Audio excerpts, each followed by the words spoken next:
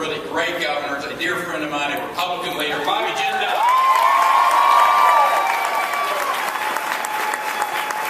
I tell you, everywhere you look in the state, you see the evidence of his leadership. I mean, this guy is a real competitor. He's a winner.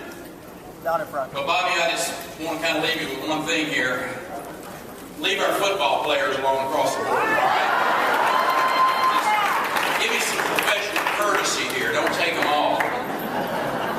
You know, on a serious note, Governor Jindal is showing folks that the conservative principles are not just sensible, but they're truly compassionate, truly effective.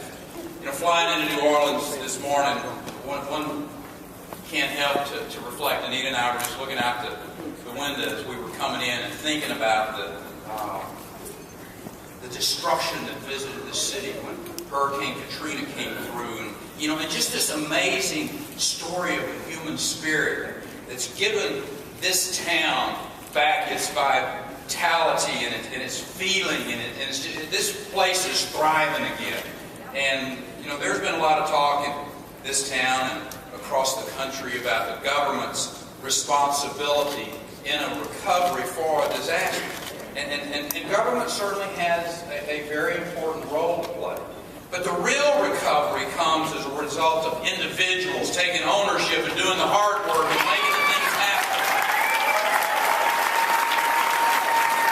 But unfortunately, this administration in Washington that's in power now clearly believes that government is not only the answer to every need, but it's the most qualified to make essential decisions for every American in every area.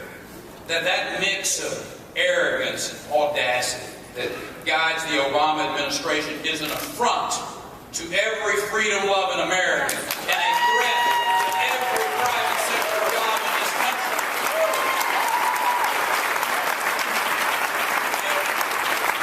Whether they're seeking to punish a company like Boeing that's wanting to go into South Carolina, they're pressuring company leadership in Forest Laboratories in New York, imposing EPA mandates that will kill jobs right here in Louisiana. They clearly think that they know best. And let me tell you, I vehemently disagree. They don't know best.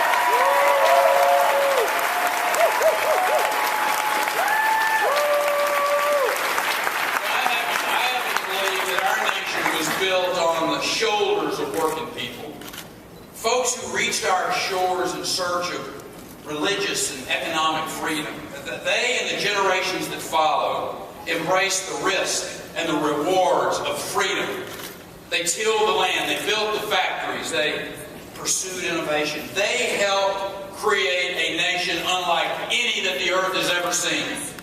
Now, unfortunately, the liberty that inspired our fledgling nation to throw off the chains of oppression, a nation that's been a magnet for immigrants all over the years.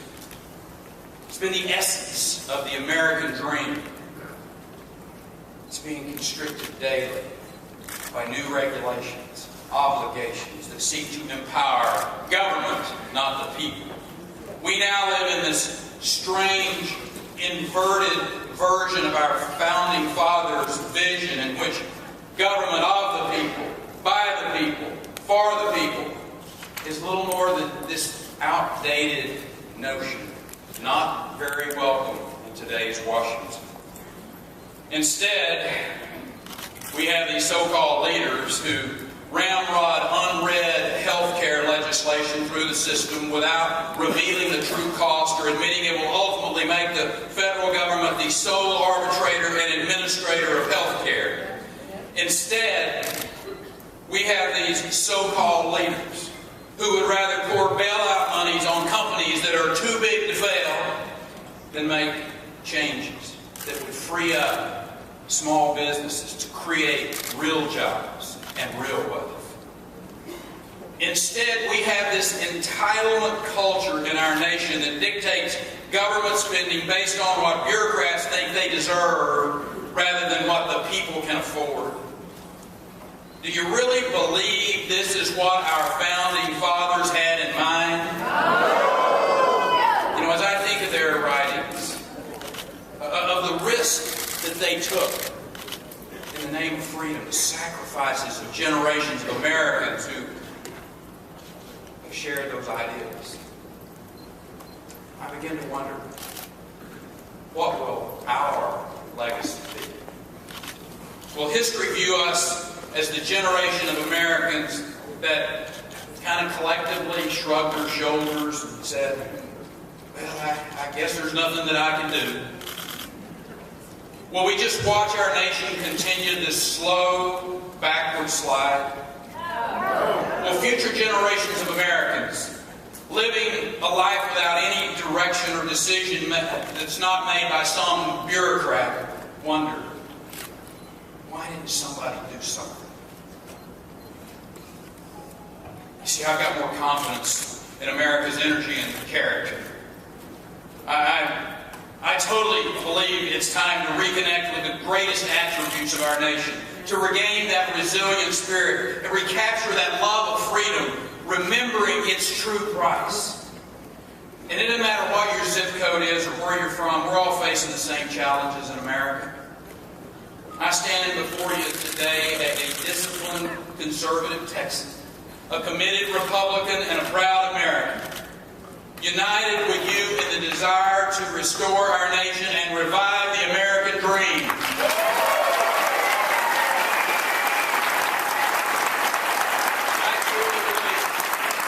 I believe with all my heart that our shared conservative values, that our belief in the individual is the great hope of our nation. I say that with confidence because I've seen what we've done in Texas over the last 10 years. I credit our conservative leadership in that state for unmatched job creation, including a 47.8% of all jobs created in America in the last 2 years.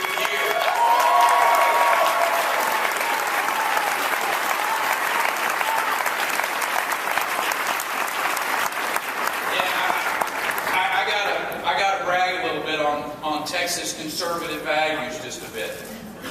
We're the #1 exporting state in the nation. We got a balanced budget to boot.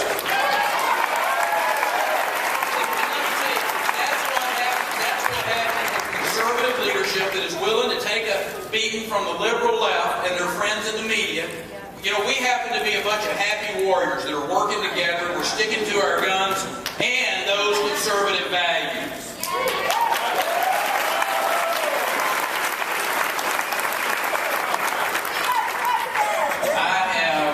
I've distilled my economic agenda down into what I consider to be some pretty simple guiding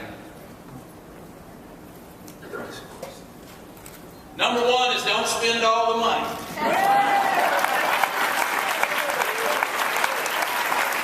2 is keep the taxes low and under control. 3 is have regulations that are fair and predictable so that business owners know what to expect from one quarter to the next. And number 4, reform the legal system so that frivolous lawsuits don't paralyze.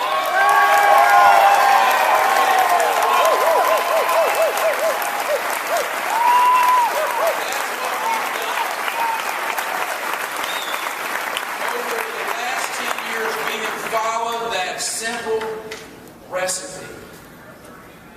We've stopped lawsuit abuse. We have one of the lowest tax burdens in the nation. Our per capita debt is limited. And we keep adding jobs while others are losing them left and right.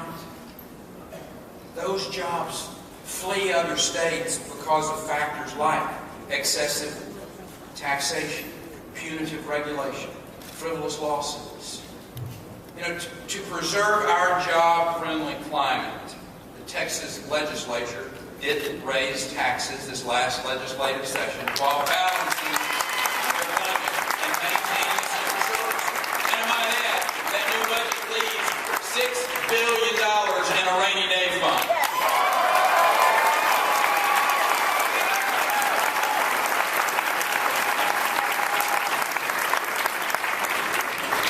In Texas, we truly believe that you can't defer tough decisions for tomorrow's generation. And unlike Washington, we don't have some foreign creditor to finance deficits and spending items. Last month, Texas made sure that frivolous lawsuits have even less chance of strangling job creation as we passed loser pay.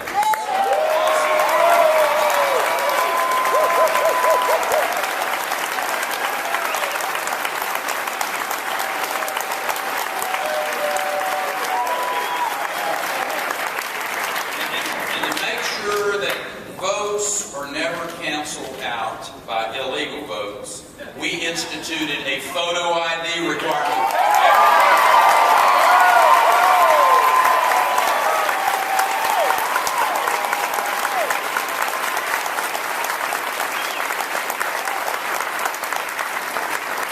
See, when it comes to voting, one of the most precious, most powerful freedoms that we have, it is precious to us. And don't you think it's fair to apply at least the same standard required to get a library card or to board an airplane?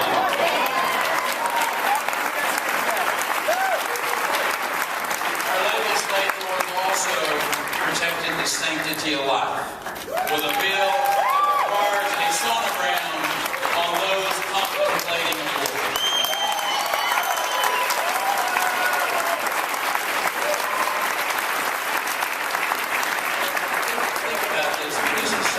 When liberals talk about protecting our most vulnerable populations, I don't understand why they want to include the most vulnerable, those innocent, unborn children.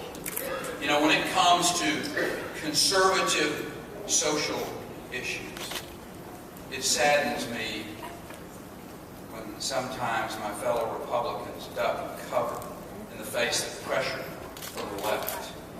And I'm reminded of what President Ronald Reagan said at CPAC in 1977. I want to quote him for you. Prior to his winning the presidency, of course. He said, "The time has come for us to see if it's possible to present a program of action based on political principles that can attract those interested in the so-called social issues and those interested in the economic issues. In short, isn't it possible to combine the two major issues, those two major segments of contemporary American conservatism into one politically effective whole?" I believe the answer is yes. Well, Mr. President, I agree with you.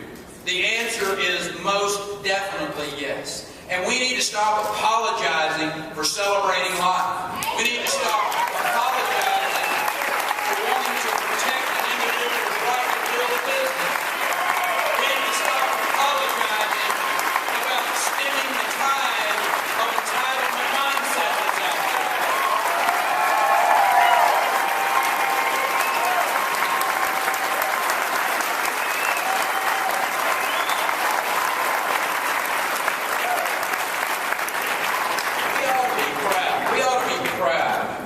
To give local parents and communities a say on how their children are educated, protecting that fundamental right of private property ownership. Our party cannot be all things to all people. It can't be. And our loudest opponents on the left are never going to like us, so let's quit trying to curry favor with them.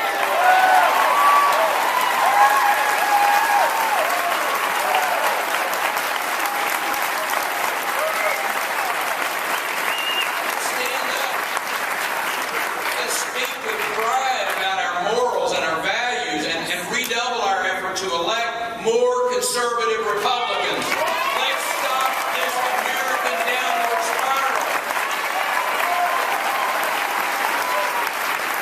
We're going to admit, and it's happening because of too much spending too much interfering, and too much apologizing.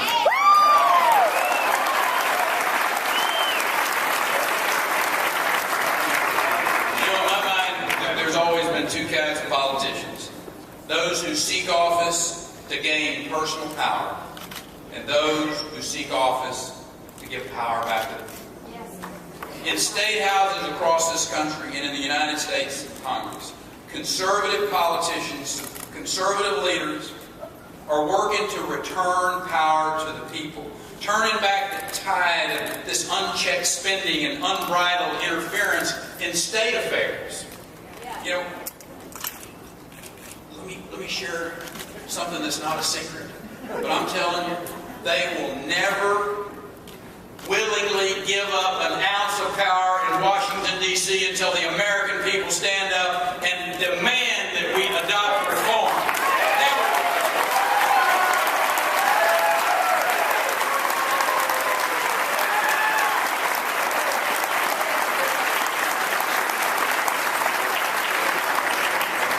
This administration may get up and mouth words about job creation, but they clearly consider enterprise a dirty word.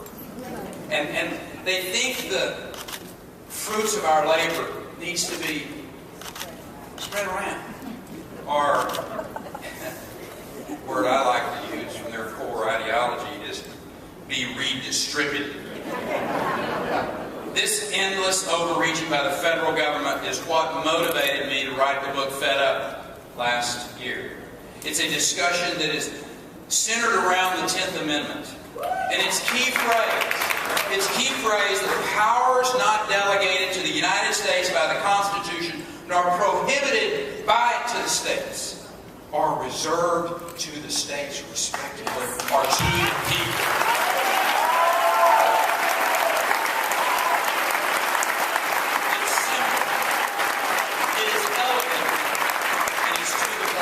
Framers of our Constitution knew all too well what happens when distant, too powerful governments hold sway over a nation. And that's why they decentralized power out of Washington, D.C. into the hands of the states. When states lead the way and they compete for ideas and resources and jobs, free market principles are allowed to act and great things happen. The states are proof that the best leadership is closest to the people, not holed up in Washington, D.C., issuing these one-size-fits-all mandates that try to fit the entire country.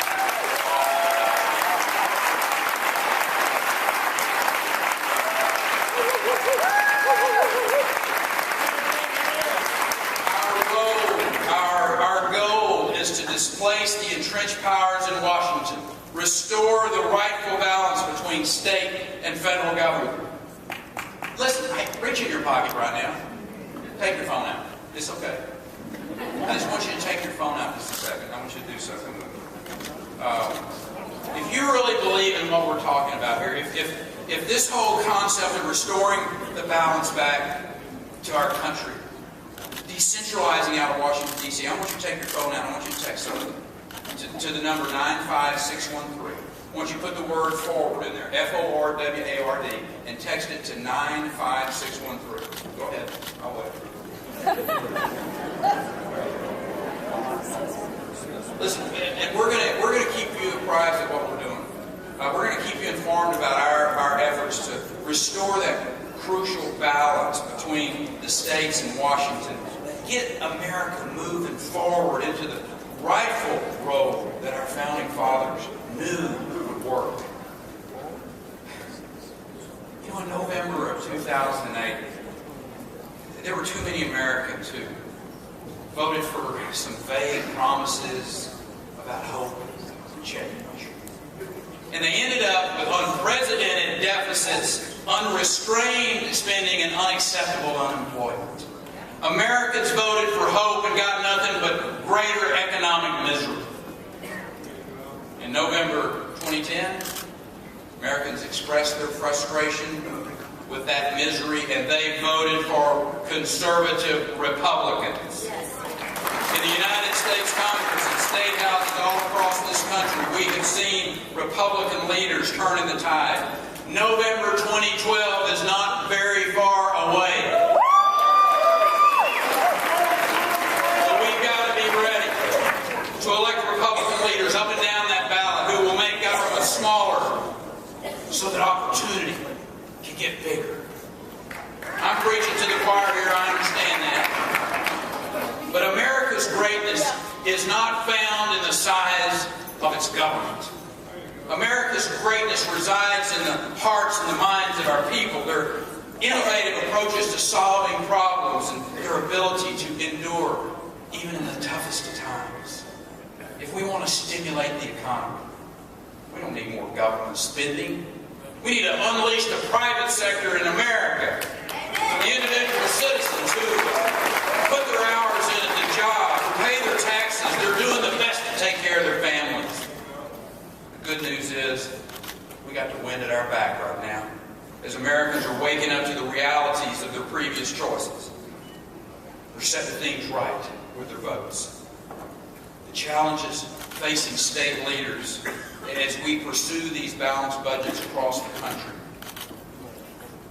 and share with you, they're going to pale in comparison to what we're going to see in 2014 when that runaway train known as Obamacare hits our budgets. If Congress or the courts don't derail Obamacare, state budgets will crumble under the massive financial burden. The Republican majority in the House of Representatives is starting to slow that train down, but we need to keep sending the reinforcements to bring that effort to a clear conclusion.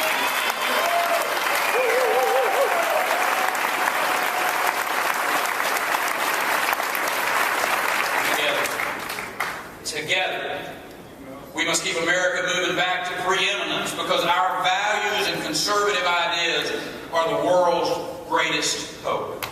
Like you, I still believe America is special. I see a stronger America built on the solid foundation of spiritual strength, of individual liberty, of self-determination. We must recapture that vision and begin the hard work of lighting the way for millions of Americans who are adrift in the sea of economic misery. Let's lead them to the safe harbor of American renewal and the shores of American exceptionalism. Let's anchor them in the future with good jobs and a country founded on great ideas. Restore the notion of a government of the people, for the people, by the people. If we don't do it, who will? If not now, when?